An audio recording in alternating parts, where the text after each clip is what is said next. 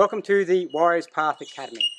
This academy specialises in bringing traditional human knowledge, be it combative or in the survival space, into the modern era, making it relevant to today.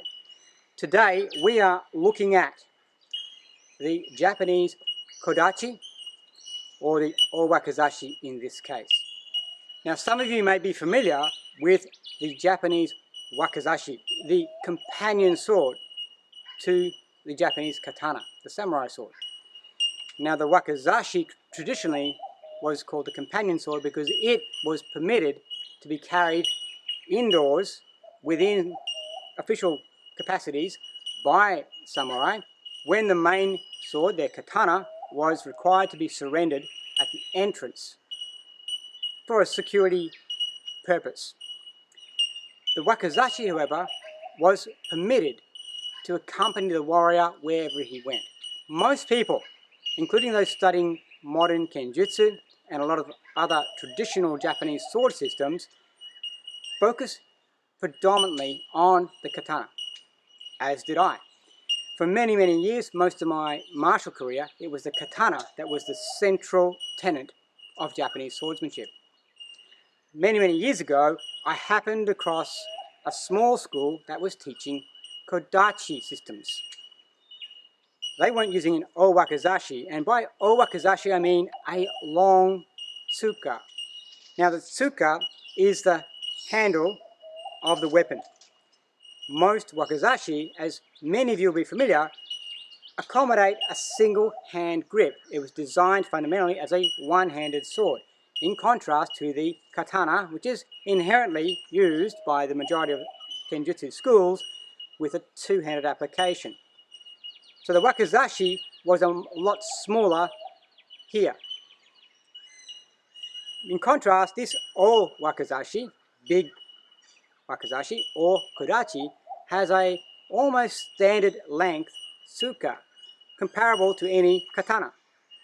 Now that provides innumerable benefits to the swordsman.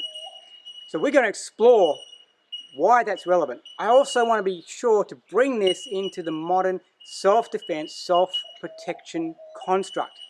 Now my role is not to provide you with specific scenarios where you might find yourself defending yourself or your family with a samurai sword. My role is to provide you thought-provoking data and information about what is a potential with a weapon system like this. The specifics I will leave to your vivid imaginations. So first off, let's look at the sword itself. Now it is a standard wakizashi length in terms of blade. As I've mentioned, the tsuka is extended. That extension allows for a double-handed grip. Some schools hold this weapon this way. Some schools hold it more traditionally with the left hand lower and the right hand higher. Up to you.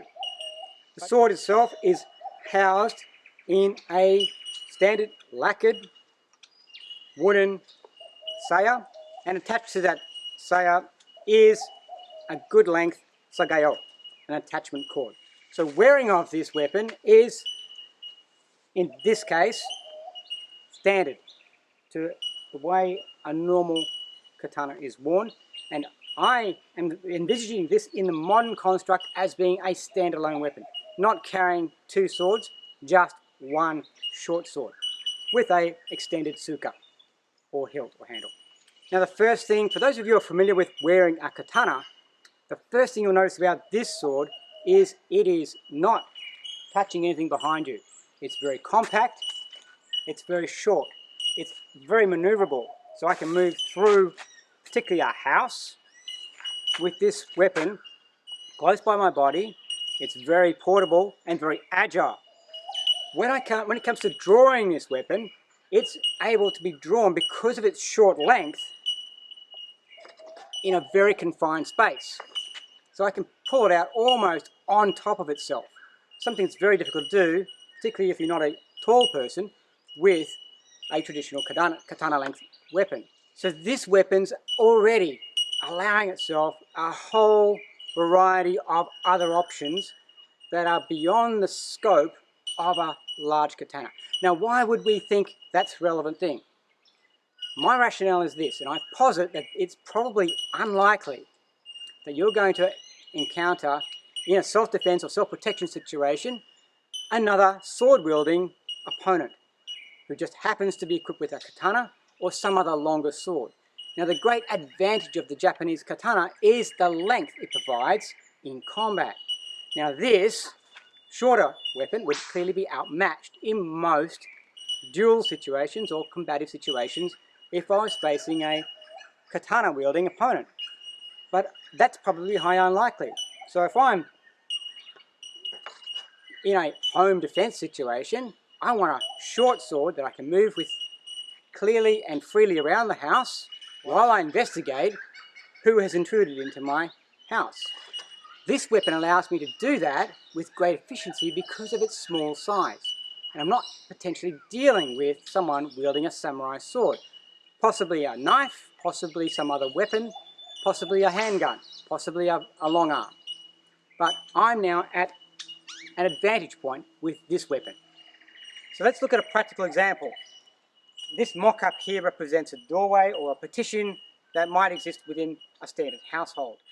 So the first one, as we're moving through, I'm using the angle here to conceal my body, but the weapon is already agile enough and small enough to be able to be turned around the corner to thrust into the lower legs or the lower torso of an opponent here, and then deal with an opponent here, either way. Whichever movement triggers the response accordingly. So let's look at cutting with this particular sword. Now, this is not in the realm of your normal tamashigiri, your test cutting. It doesn't have the weight or the cutting power and potential, the sheer punch of a katana. That said, particularly this area from the kisaki backwards, the main cutting area of your sword, is extremely fast moving and mobile, and it cuts very, very cleanly. However, one other thing you need to be aware of is this particular sword is not folded steel. This is a mono steel, so it's a high carbon steel blade. So it's not a particularly expensive blade. Now, I've cut with very expensive blades, folded steel, and it's actually quite equitable in terms of its performance in comparison. There's obviously some relativity to apply there. However, for what it is, for close to $150 odd Australian, this is a very, very user-friendly, very, very economical and highly effective carbon steel blade. So when we're cutting, we're just going to do a simple standard tamashigiri cut, which is a kesagiri for those of you who are familiar with that terminology, which is simply a lapel cut. Cutting from this line here down on the lapel line of a dogi. So as you can see, whilst we're cutting, very, very clean cut, we're using a target here which is just a water-filled plastic bottle. Not quite bamboo, not quite a soaked straw mat, however, still highly effective as an indication of how consistent the cut is. You'll notice that the cut line has gone from the high point, the entry point, all the way through cleanly to the exit point in one stroke. So, testimony to the cutting power of this blade. We don't need to necessarily compare a blade like this with the top of the range hand-forged katana. This is not in that category. Let's be clear on that. This is really about practicality, affordability, and reliability in a modern self-defense, self-protection context. The big thing I want to leave you with is this extended tsuka or hilt construct for a short sword. The short sword allows it to be extremely mobile, extremely agile, still effective.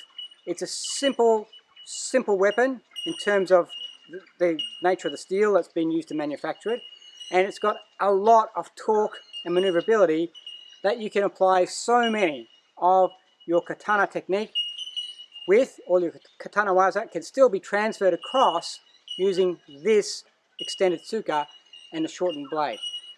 So there you have it. That's my thoughts on this particular kodachi or wakizashi. I'll put a link in the comments of this video as to where I purchased this particular weapon, and I'll leave the rest up to you. Hope that's of use to you. Thank you for watching, and we'll see you next time.